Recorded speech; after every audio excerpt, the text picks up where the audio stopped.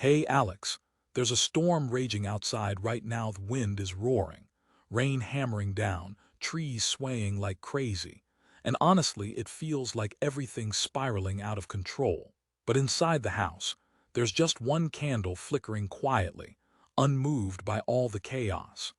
That's the kind of mindset we all need to develop, a mind that stays peaceful and steady even when life throws everything into disarray. A calm mind that doesn't waver when storms hit, no matter how wild things get. But the truth is, most of us don't live like that. We get stuck in traffic and suddenly we're flipping out. Someone throws a rude comment our way and we can't stop obsessing over it. We lose composure over tiny issues, and in doing so, we end up losing grip on the entire day. The ancient Stoics already understood something that modern science is just starting to catch up with, that our minds are like muscles. And with the right training, we can make them stronger, more stable, and tougher against stress. Marcus, the Roman emperor who led through some of the most chaotic times in history, once wrote in his journal, "You have power over your mind, not outside events. Realize this and you will find strength." Take a moment to really let that sink in for a sec. He wasn't talking about controlling armies or conquering distant lands. He was talking about something much deeper. He was pointing to one of the most profound truths. The real battle isn't out there in the world. It's happening right here, inside your head. And what I'm about to share with you isn't just some abstract theory or feel-good motivational quotes meant to make you smile for 5 minutes. These are practical, battle-tested principles that have helped millions of people over thousands of years find a genuine, lasting calm. Not the fake, superficial calm that crumbles at the first sign of trouble, but the deep, authentic calm that is anchored in understanding how your mind actually works. It's about cultivating a serenity that doesn't depend on external circumstances. See, most folks think that being calm means nothing bad ever happens, like calm equals perfection. But that's not real calm. That's just luck. True calmness is what you have when challenges come your way and you don't fall apart. It's the ability to stay grounded when your world gets shaken, to remain steady when everyone around you is losing their mind, and you are the eye of the storm. And I want to be clear, Hereth's isn't about suppressing your feelings or pretending everything's fine when it's not. It's about developing that inner strength to face reality head-on without being overwhelmed by it. It's about building a mind that can handle whatever comes, not because you're avoiding the storm, but because you've learned how to dance in the rain and keep your balance no matter how hard it pours. Before we dive in, if this message resonates with you, please go ahead and like this video, drop a comment, and share it with someone you know who might need this reminder. Also, subscribe if you're serious about mastering your emotions and becoming unshakable mentally. And whatever you do, don't skip any part of this point is crucial, and missing even one could mean missing your chance to level up your inner game. Now, I want you to repeat this affirmation in the comments. My mind is calmer than the storm surrounding me. Let's train our minds together. Okay, step 1: build a mindset that doesn't demand everything to always go right. Because the hard truth is, life will never give you a perfect day where everything aligns the way you want it to. Never. And the sooner you accept that, the faster you can start cultivating a real inner peace that isn't dependent on external events. Most folks spend their whole lives trying to control the uncontrollable: their boss's mood, their kids' behavior, constant relationship harmony, every detail of their plans, and when things don't go their way, which is most of the time, they fall apart. The Stoic philosopher Epictetus, who was actually a former slave before becoming one of history's greatest teachers, said something revolutionary. It's not what happens to you, but how you react to it that matters. For him, this wasn't just some philosophical idea, it was survival strategy. He learned to find peace even when external circumstances were totally out of his control. Think about the last time you got really stressed out. I bet it wasn't because some terrible thing happened to you. More likely, it was because a small thing didn't go as planned. Maybe your coffee order was wrong, traffic was worse than usual, Someone didn't reply to your message fast enough. Or perhaps your Wi-Fi was slow. Tiny disruptions like these can throw your whole day into chaos because, deep down, you unconsciously decide that everything has to be perfect for you to be okay. But what if you didn't need everything to be perfect? What if you could actually stay peaceful when things go wrong? This isn't about lowering your standards or giving up on your ambitions. That's not what I'm suggesting. It's about disconnecting your peace from external circumstances. Because the truth is, your inner calm doesn't have to depend on everything going smoothly all the time. The Stoics had a powerful exercise known as negative visualization where they'd regularly imagine losing what mattered most to them: their health, their wealth, loved ones. Not because they were pessimists, but because they wanted to train themselves to be okay, even in the worst-case scenarios. It was a way to build resilience and mental stability that didn't rely on everything going right. Here's how you can do the same thing starting today. The next time a small inconvenience pops up, your phone battery dies, you spill coffee on your shirt, someone cuts you off in traffic, use it as a training moment. Instead of immediately getting frustrated, pause and ask yourself, can I be okay even though this happened? I'm not telling you to pretend it's good or to be happy about it. Just see if you can maintain your inner peace, even when external circumstances aren't ideal. Think of it like this. Your goal is to develop a calm mind that doesn't need perfect conditions to function well. Start small, then gradually work your way up. Practice staying centered when your plans change, when others disappoint you, or when technology fails. Every time you choose calm over chaos in these minor moments, you're building mental strength that will serve you when bigger challenges come along. Remember, this isn't about becoming emotionless or disconnected from your feelings. You can still care deeply, have preferences, and work to improve your life. But you're no longer hostage to the illusion that everything must always be perfect to have peace.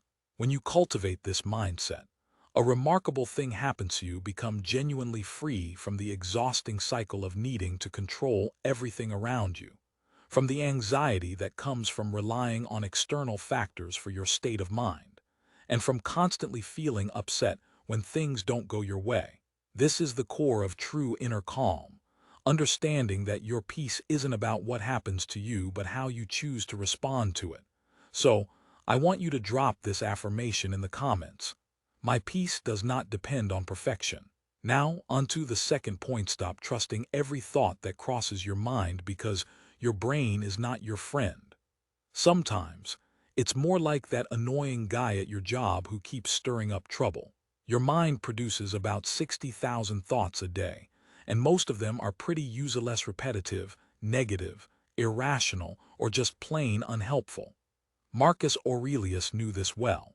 In his writings, he reminded himself that most trouble comes from reacting to what other people do or say, rather than focusing on what he himself was doing. The mind loves to invent problems that don't really exist. Right now, your brain is probably running worst-case scenarios, replaying embarrassing moments from years ago, or creating elaborate stories based on what others might be thinking of you. It's telling you that you're not good enough, that disaster's around the corner, or that you need to worry about a dozen things outside your control. But here's the kicker: none of that mental noise is actually real. It's just your brain doing what brains do, trying to protect you by highlighting danger that might not be there. Your mental security guard is overreacting, even when you're perfectly safe. Most people believe every thought they have. If their mind whispers you're stupid, they buy into it. If it warns something bad is going to happen, they start obsessing and planning for it. But the Stoics understood a different truth. You're not your thoughts. You're the one observing your thoughts. Try this right now. For the next 30 seconds, just observe your mind. Don't try to control or change it. Simply watch what it's doing. You might notice it jumping from breakfast to work worries to something embarrassing you did years ago. Watch how restless and unpredictable it is. Just by observing, you gain a critical advantage because you realize you don't have to believe every thought your mind throws at you. You can let thoughts come and go like clouds passing through the sky. Some are useful, pay attention to those. Most are just mental static. The Stoics practiced something called objective representation when they described situations in clear, factual terms instead of emotional stories. Instead of thinking, my boss hates me and I'll get fired, they thought, my boss gave me feedback on my project. That's straightforward and calm. Notice the difference. One spins you into panic, the other allows you to respond rationally. Start applying this today. When you catch your mind creating drama, ask yourself, what are the real facts here? Strip away the emotional storytelling, focus on what's actually happening. Most problems only live in your head. They're not real problems until you believe they are. Remember, having anxious thoughts doesn't make you an anxious person. Having angry thoughts doesn't mean you're inherently angry. It's just mental events passing through your awareness. You get to decide which ones to give your energy to and which ones to let drift on by. And that's the key. When you stop trusting every thought, you regain control over your mental state. You're no longer a passive victim. You become the director of your internal experience. So, I want you to drop this affirmation in the comments. My thoughts do not control me. I choose what to believe. Moving on to point 3, slow down your mind, slow down your life. We live in a world obsessed with speed, faster internet, quicker responses, instant everything.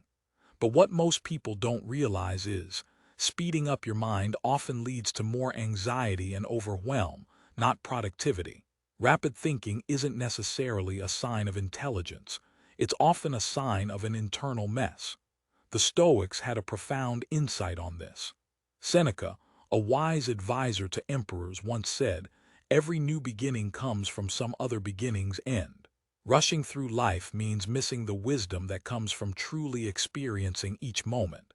Think back to a time when you felt utterly calm and centered. Most likely, your mind wasn't racing. You weren't juggling a dozen thoughts at once. You were present, focused, and moving at a sustainable pace. But most of us have conditioned ourselves to operate like hamsters on a wheel, waking up and immediately jumping into mental multitasking, thinking about work while brushing your teeth, planning dinner while on a conference call, worrying about tomorrow while trying to enjoy today. We convince ourselves that constant mental juggling makes us more efficient, but in reality, it just ramps up our stress levels and makes us less effective. Your mind, like your body, needs rest. It needs moments of stillness to process what's happened, to incorporate lessons learned, and to restore its natural calm. When you push your mental speed into overdrive, you're basically creating a chronic stress state that blocks true peace. The Stoics practice something called prohosa, mindful slowing down, focusing on one thing at a time. Presence isn't just a nice idea, it's a practical tool for maintaining inner peace. Here's how to start doing this today. Pick one routine activity you usually rush through: drinking your morning coffee, walking to your car, washing dishes. For the next week, do it at half your usual speed. Be fully present. Pay close attention to every detail of what you're doing, instead of letting your mind race ahead to the next task. It might feel uncomfortable at first. You'll notice your brain protesting, telling you you're wasting time. That's normal. You've been training your mind to operate quickly for years, so shifting gears takes some effort. But here's what happens when you slow down. You start noticing things you usually miss. You become more aware of your thoughts and feelings before they spiral out of control. You make better choices because you're not reacting impulsively from a place of mental chaos. You feel more grounded, less scattered. The Stoics also used breathing as a way to pace their minds. Marcus Aurelius, when he sensed his thoughts racing, would simply focus on his breath, not as a meditation, but as an anchor to the present. Slow, rhythmic breathing naturally calms the nervous system. Take 5 deep breaths now, counting each one. Notice how this simple act shifts your mental energy almost immediately. It's not magic, just biology. Slow breathing signals your nervous system that everything's okay, that you're safe. Remember, slowing your mind doesn't mean idling or being lazy. It's about moving through your day intentionally rather than frantically. It's choosing quality over quantity, depth over speed. When you slow down, you actually get more dome, fewer mistakes, better ideas, more satisfaction. Most importantly, you create a mental environment where genuine calm can flourish. So drop this affirmation in the comments.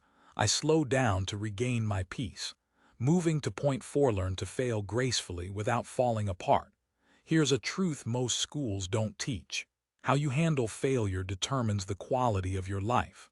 Not your successes, your talent, or luck, but your relationship with failure itself. Most people see failure as the enemy, something to avoid at all costs. They believe it's evidence they're not good enough. But the Stoics saw things differently. To them, failure isn't the opposite of success. It's a form of feedback, an invaluable teacher. Epictetus, who himself endured a difficult life, taught that it's impossible for a man to learn what he thinks he already knows. Failure strips away illusions and shows us what's real. Without it, we stay stuck in comfort, never growing. Think about a child learning to walk. They fall hundreds of times, right? Do they interpret each fall as proof they're terrible at walking? Not they get back up, knowing falling is part of learning. But as adults, we forget this. We take setbacks as personal failures, seeing every mistake as a sign we're inadequate. This is wrong. Failure isn't the problem, it's how we interpret it. Most people tell themselves stories: I blew that job interview, I'm not talented enough, or I messed up that relationship, I'll never find love. But what if failure is simply data, information about what didn't work? An opportunity to make adjustments and try again smarter.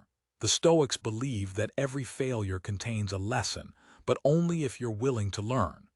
Here's a simple way to reframe failure starting today. When something doesn't go as planned, ask yourself 3 questions. 1. What specific lesson can I learn from this? Focus on concrete insights rather than harsh self-criticism. 2. What would I tell a good friend if they experienced this? Be kinder and more rational with yourself as you would with someone you care about. 3. How can I use this to grow stronger? Even in defeat, you can build resilience. Marcus Aurelius faced military setbacks, betrayal, and personal losses, but he viewed each as an opportunity to practice virtue. He said, "The impediment to action advances action. What stands in the way becomes the way." Life's obstacles aren't roadblocks, they're guides. This isn't about positive thinking or pretending everything's perfect. It's about recognizing that character is forged through challenges, not in their absence. Every time you confront failure and respond wisely instead of emotionally, you grow stronger. Each time you get knocked down and choose to stand back up, you prove to yourself that you're more resilient than any external circumstance. Start small. Burn dinner, learn something about cooking. Get rejected for a job, figure out what skills you need. Have an awkward conversation, practice better communication. Each little failure is a chance to build mental toughness. Remember, the most successful people in history aren't those who never failed. They're those who failed the most and learned the quickest.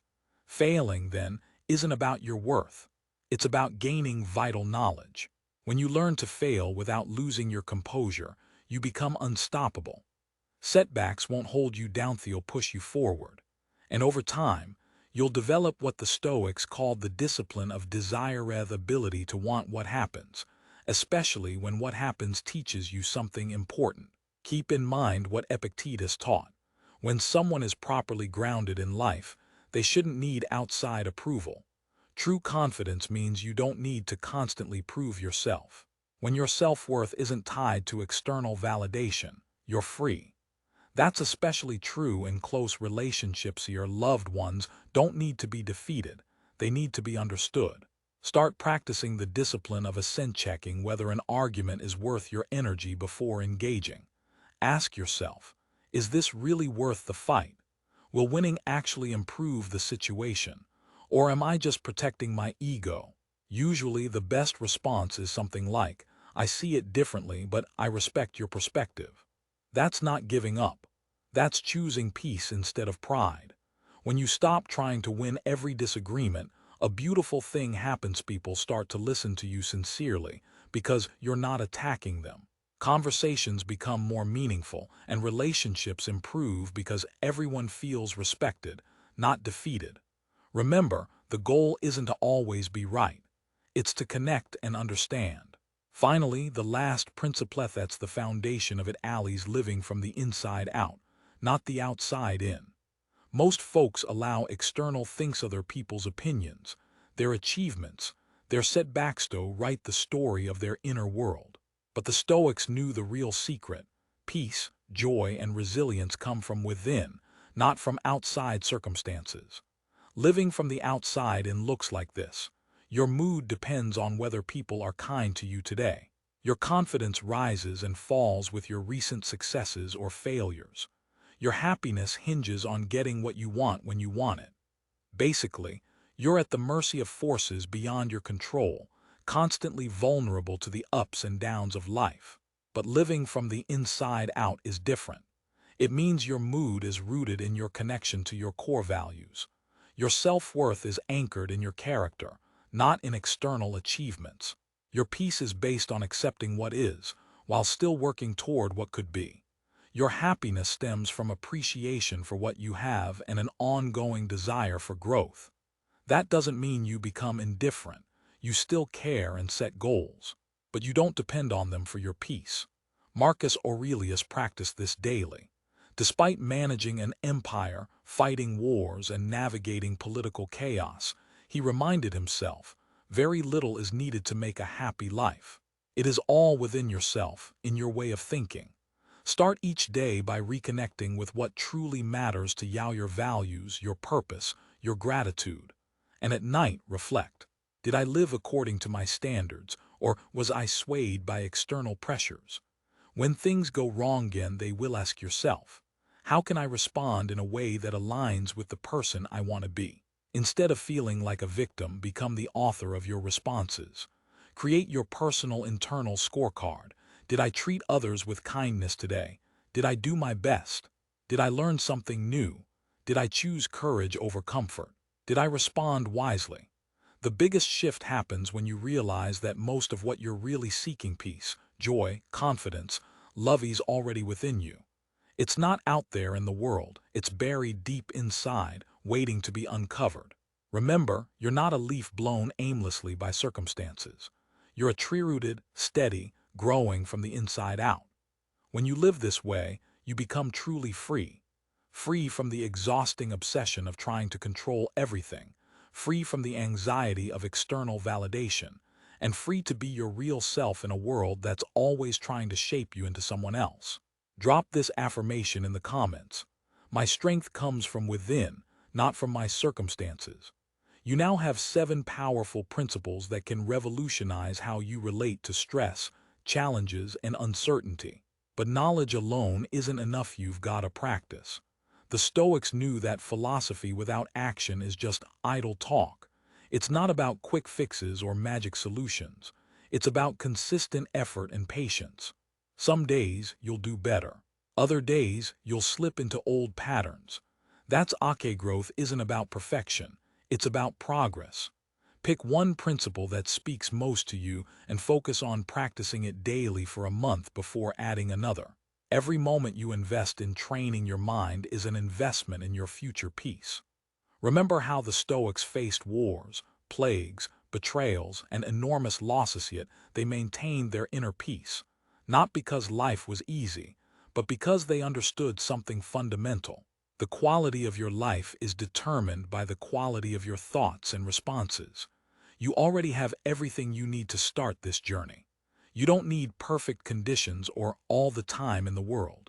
Just the willingness to see challenges as opportunities to practice these principles. Marcus Aurelius said, "The universe is change. Our life is what our thoughts make it." Your thoughts have been shaping your experience of life up to now. Starting today, you can consciously direct them toward calm, wisdom, and strength. And remember, you're not trying to eliminate all stress or difficulties impossible and unhealthy. Instead, your goal is to meet whatever life throws your way with grace and resilience.